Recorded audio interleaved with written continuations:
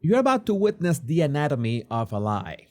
It is not that usual that we have the opportunity to see play by play, time code by time code, how a lie spreads in real time and is quashed in real time as well, especially in circumstances like this. And, well, Meghan lying is something that is not that out of the ordinary. But the thing is, what is so special about this? That we have the exact track of time from the very beginning to right now. You're watching this video, and how this proves Meghan's true character, if we haven't proven that many times before. But it's interesting to be able to deconstruct that like by the minute. The first step is December 3rd from 8 a.m. to 11 a.m. Eastern time. All the times that you're going to see in this video are Eastern time. It was when Thomas Markle is rushed to a Cebu hospital after scans and ultrasound reveal the clot, lower left leg and foot amputated below the knee. No public report yet, family privately notified. He enters intensive care post-op with a second procedure planned for thigh clot removal. After this, we are December 3rd, we jump to December 5th at 8:40 a.m. TMZ are the first ones to report on this. Meghan Markle's dad loses foot, part of leg during amputation, still not in the clear. No mention of Meghan's involvement yet. This is important because the next step is that same day. This is barely how many? This like just 1 hour later. The Daily Caller reports that Meghan Markle notably absent as father undergoes life-altering surgery. You can imagine that that must have been, with the time difference, that must have been a nice waking up at Montecito that morning. But well, maybe they were still asleep when this was unfolding. I'm pretty sure. Then at 12:46 p.m. that day, we're still in December 5th, EST, People Magazine are the first ones to reveal, quote-unquote, that Meghan Markle reaches out to her dad, Thomas Markle, after his emergency leg amputation, a spokesperson confirms.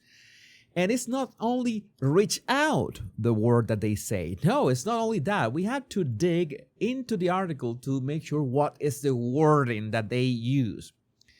I can confirm she has reached out to her father, a spokesperson for the Duchess of Sussex tells People. And next, while Meghan's spokesperson did not provide further details, a source notes that the outrage from Meghan is very recent. So there were no details about what kind of outrage, but Meghan did outrage. Oh, that is important, and a lot of people went with that. Not me, of course. Next step is that same day. That day was a bit, a lot of action. December 5th, 6:49 p.m. EST on E! News. Meghan Markle's dad, Thomas Markle, had left a leg amputated. And there was there mention here? I think there was no mention here of. I think there was no mention here of Meghan reaching out. But the next day, on December 6th at 11:16 a.m. EST, Cosmopolitan. This is important. Cosmopolitan, December 6th says Meghan Markle contacted her estranged dad, Thomas Markle, after his emergency leg amputation.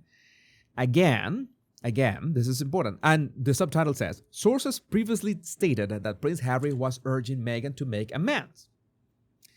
How did Cosmopolitan frame this? This is important as well. What is the wording? After years of estrangement, Meghan Markle is finally on speaking terms again with her father, Thomas Markle. Finally on speaking terms. This is the way that they twist what really happened. We already know what really happened. I made a video yesterday about that, but this is how they twist it. Oh, they are on speaking terms. They're on the phone. There's Meghan next to him. No, never happened. Following the procedure, a spokesperson told People that the Duchess of Sussex's made contact with her father following his life-saving treatment. I can confirm she has reached out to her father, the spokesperson told the magazine on December 5th. So again, that's how the lie begins to evolve. It's not only contacted. They said, oh yeah, they are in speaking terms right now. That was from Cosmopolitan. Then the Daily Mail comes sweeping in the cruel truth about Meghan's reach out to her dad after his leg amputation. Reach out in quotation marks. The bar was already low, but this is just terrible. Maureen Callahan. That was on December 6th, 2:45 p.m. EST. And all hell broke loose on the Montecito camp. Hello Magazine, the next day, makes, tries to clarify everything, what has happened in the last 48 hours. Meghan Markle's attempts. Oh, right. Now, they had said, you remember that People Magazine said that Meghan Markle had reached out. She had already reached out, and Cosmopolitan said that they are already in speaking terms. But all of a sudden, 2 days later, Hello Magazine says, Meghan Markle's attempts to reach out to father. What's really happened in the last 48 hours? That is a change of wording. That is a very relevant change of wording. How interesting this. And now, that same day, People Magazine, December 7, 8:55 a.m. EST, Meghan Markle, it is exposed what really happened. Meghan Markle emailed her father, Thomas Markle, after his emergency leg amputation amid claims he has not heard from her. They had to come clean about this. She just sent an email. So much for speaking terms.